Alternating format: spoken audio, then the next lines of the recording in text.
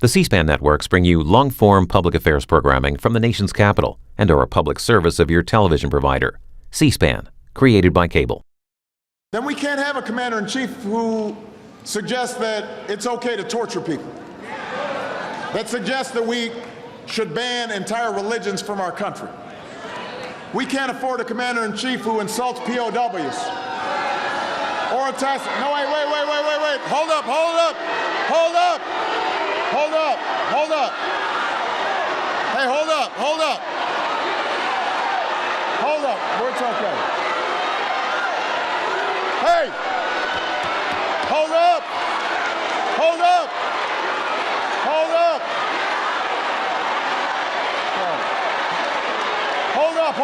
up. Hey, listen.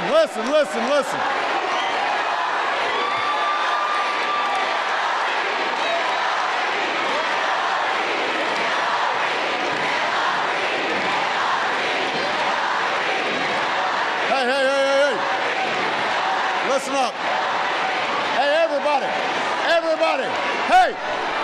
Hey, listen up. Hey, I told you to be focused, and you're not focused right now. Listen to what I'm saying. Hold up.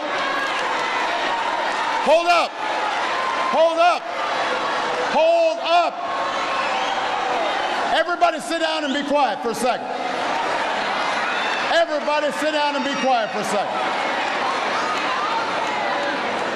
Now listen up.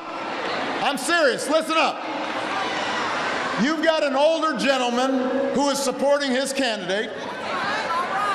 He's not doing nothing. You don't have to worry about him. You should. This is what I mean about folks not being focused. First of all,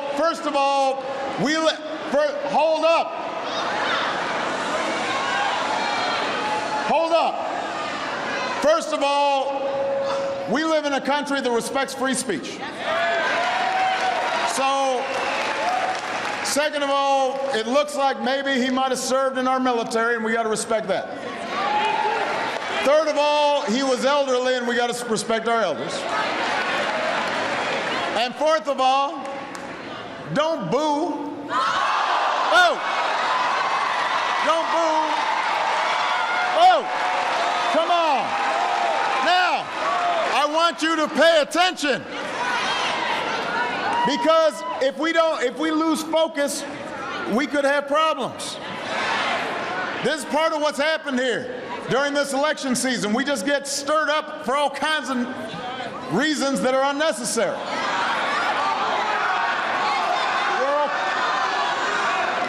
Just relax. Now, I want to remind you what I was saying.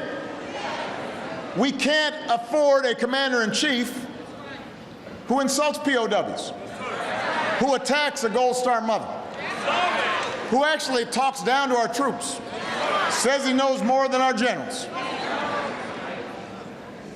Even a Republican senator said we can't afford to give somebody like that the nuclear code, somebody so erratic. I want you to think about that.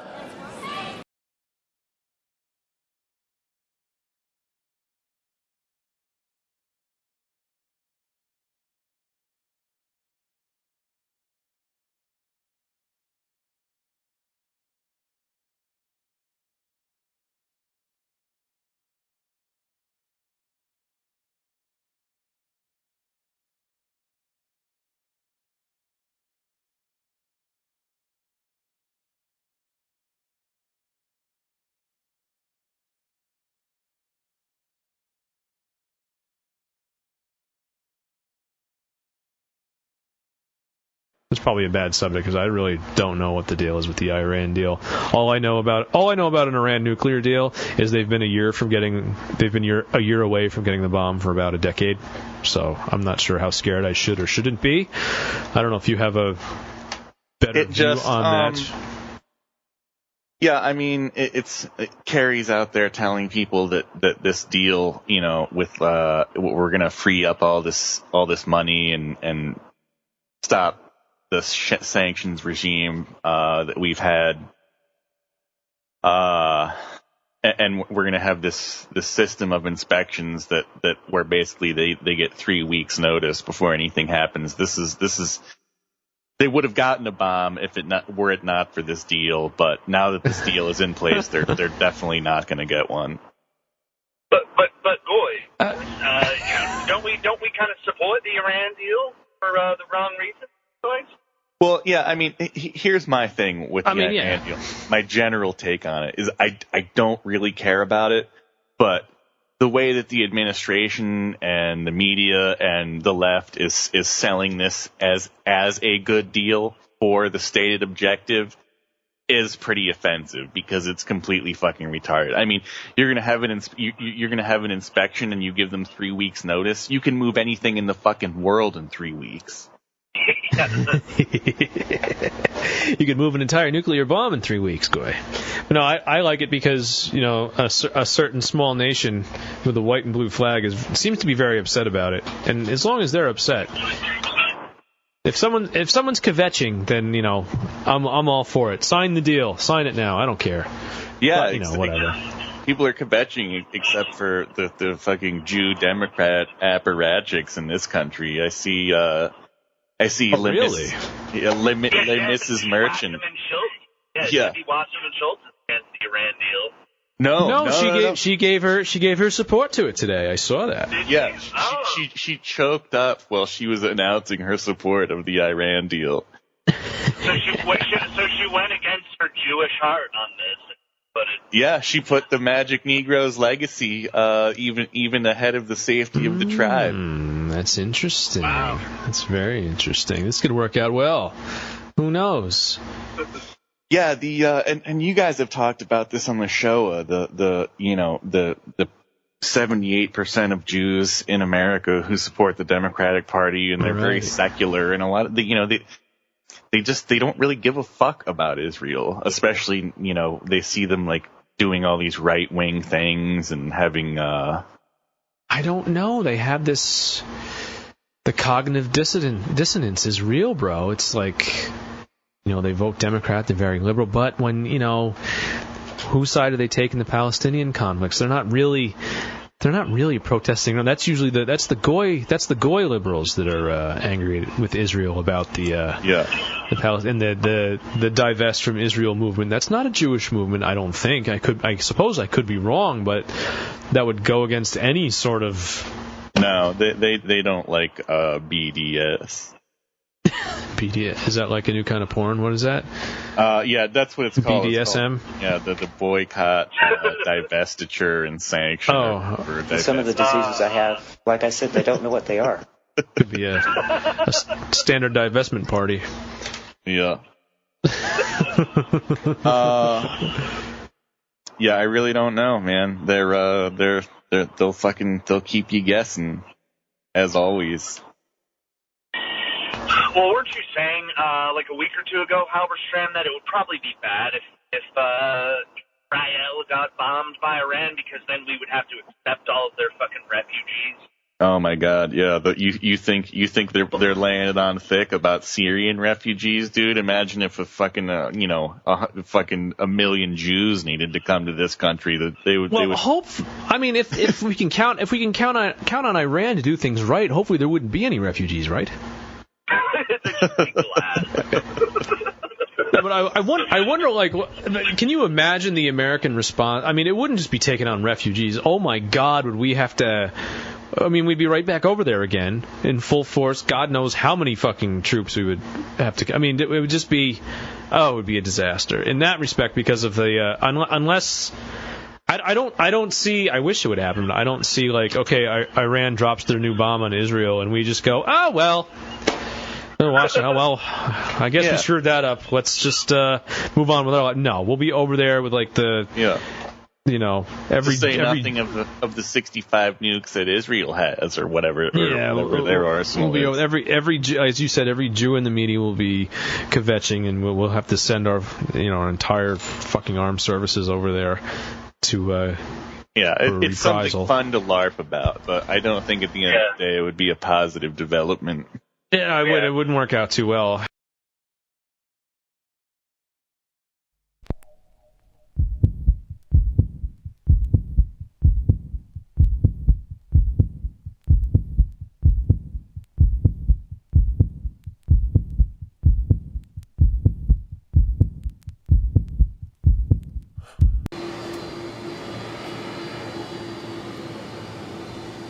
Those few moments as the doors of the Air Force One prepared to usher out Barack Obama for his visit to Kenya, this time as a sitting US president.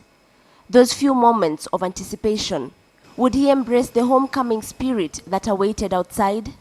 From the quick gallops down the steps to the humble photo op with the little flower girl, and on to the stretch of handshakes with President Uhuru Kenyatta's lineup, Obama maintained his presidential poise, never losing grip of the power that his title drags along. But as he got to the tail end and into the arms of his sister, Dr. Auma Obama, it all became clear. This visit was more than just business. The journey of finding his identity by sifting through the dynamics of his family has been a big part of Obama's life.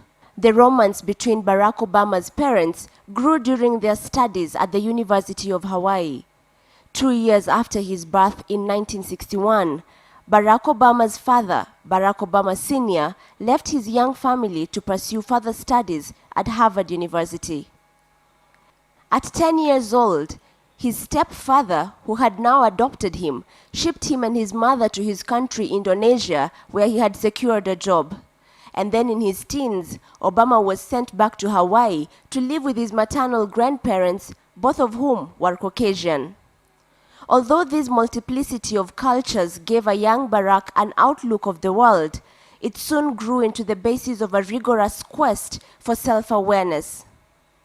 In this recently released archive speech that he gave at the Cambridge Library in 1995, shortly after releasing his book Dreams from My Father, that internal conflict is crystal. Much of my life was spent trying to reconcile the terms of my birth, that divided heritage, with the realities of race and nationality, tribal identities that exist not just in this country but also overseas. So that this book is not so much a memoir, I think, as sort of a journey of discovery for me, some sense of trying to make sense of my family. And family is always a complicated thing, but it was a little bit more complicated for me. But even though his biological father broke ties with him at the toddler stage, Barack's visit back to Kenya to explore his paternal roots in 1988 changed his outlook on identity, politics, and family. And finally, he says, he realized why his two parents ended up marrying.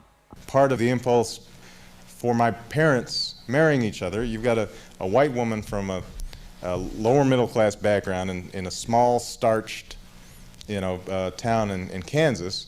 Now she marries an African. Well, something's going on there. I mean, part of what's going on, and she's the most wonderful woman I know, and part of what was going on with her was she's trying to break out of the isolation and stultification and constraints of her upbringing.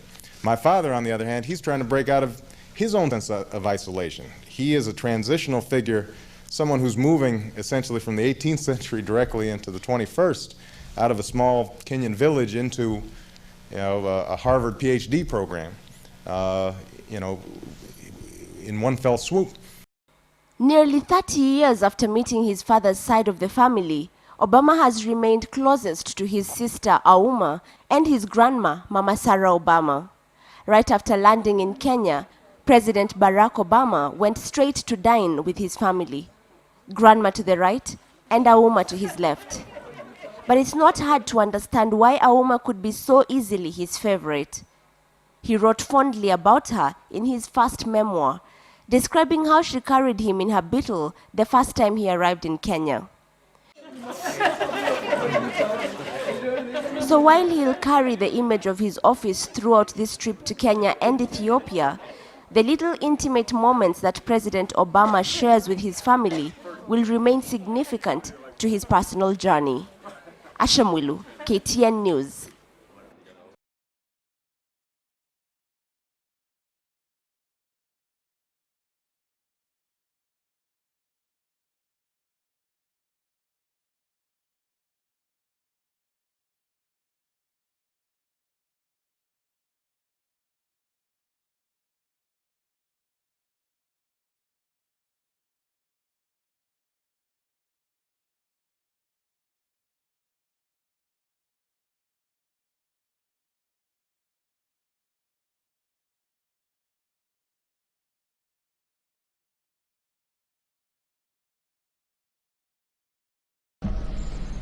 Assalamu alaikum.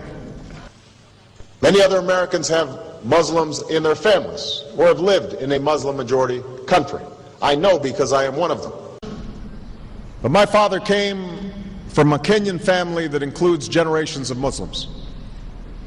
As a boy, I spent several years in Indonesia and heard the call of the azan at the break of dawn. I have known Islam on 3 continents before coming to the region where it was first revealed.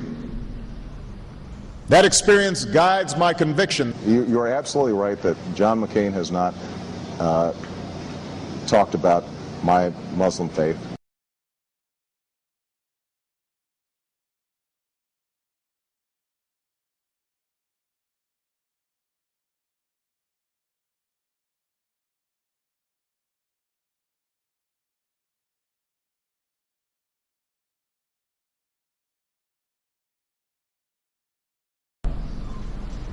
As the Holy Quran tells us, the Holy Quran teaches that, the Holy Quran tells us, and the Holy Quran also says,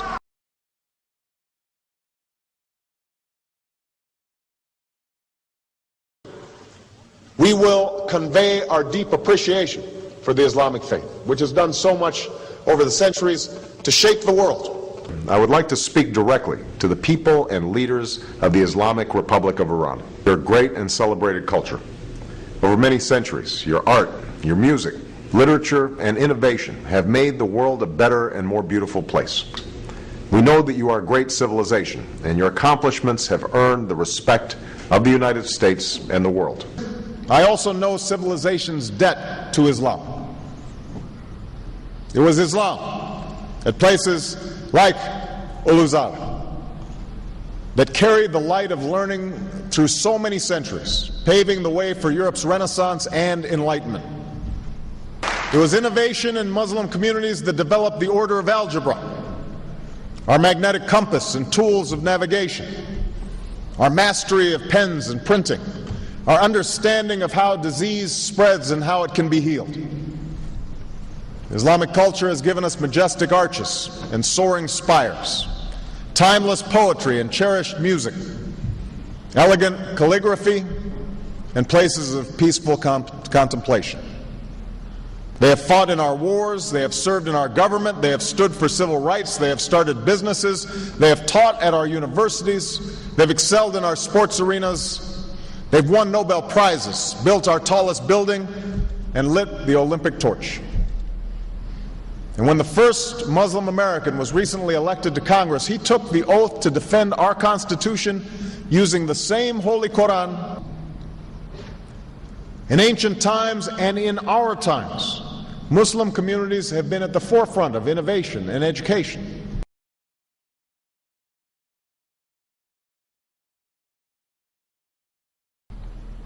Islam is not part of the problem in combating violent extremism. It is an important part of promoting peace. The enduring faith of over 1 billion people is so much bigger than the narrow hatred of a few. In the United States, rules on charitable giving have made it harder for Muslims to fulfill their religious obligation. That's why I'm committed to working with American Muslims to ensure that they can fulfill zakat.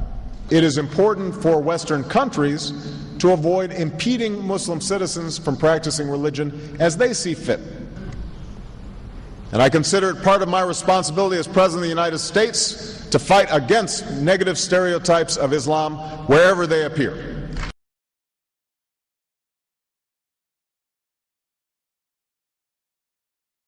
We are no longer a Christian nation. We do not consider ourselves a Christian nation. The United States has been enriched by Muslim Americans. Since our founding, American Muslims have enriched the United States. Islam has always been a part of America's story. There is a mosque in every state in our union and over 1,200 mosques within our borders.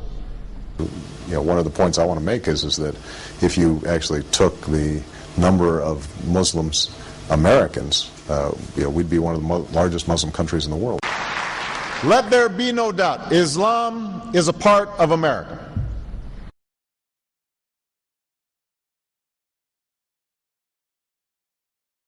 He did bow to the Muslim king, while he did not do it to the British Queen of England. And by bowing, he showed the world that I am subservient. I do bow down to you as a Muslim king, something no other president has done with Saudi Arabia. The Saudi king is his peer. He is not his subordinate in order to bow for him. And this is exactly what Obama did. Usually it is out of respect that someone would nod his head when bowing to royalty, and the ladies will give curtsy. But Obama went beyond what is required as a head of state and bowed to the Saudi king, and that's unacceptable. It sent the wrong symbol. When you say it sends the wrong signal, what signal do you think it sends?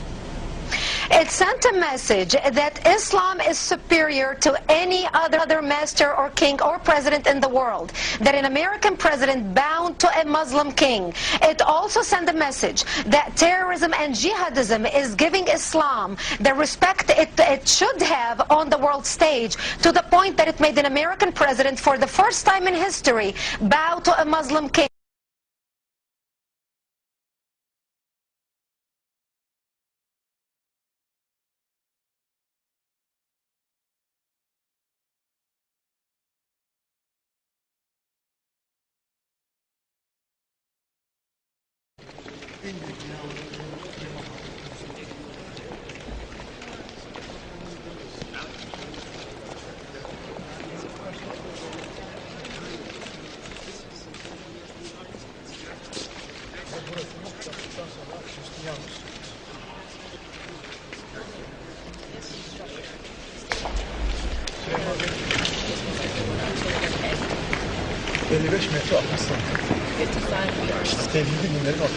And this is a common thought shared by all the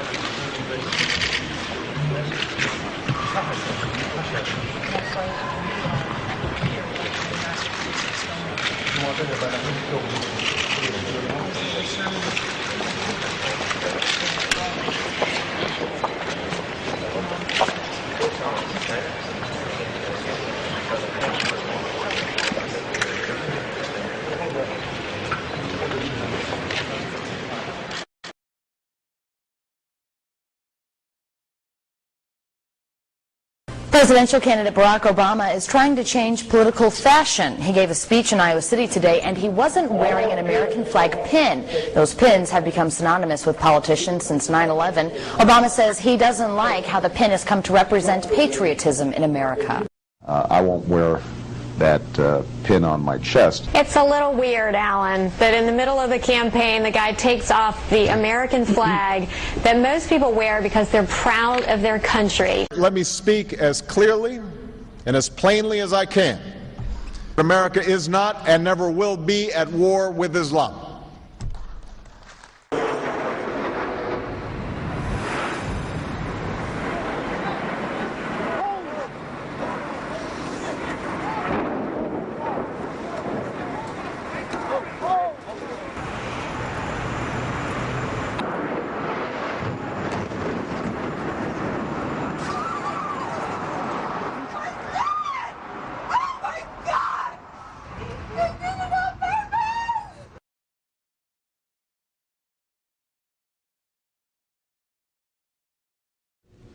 Thank you. And Eid Shoma Mubarak.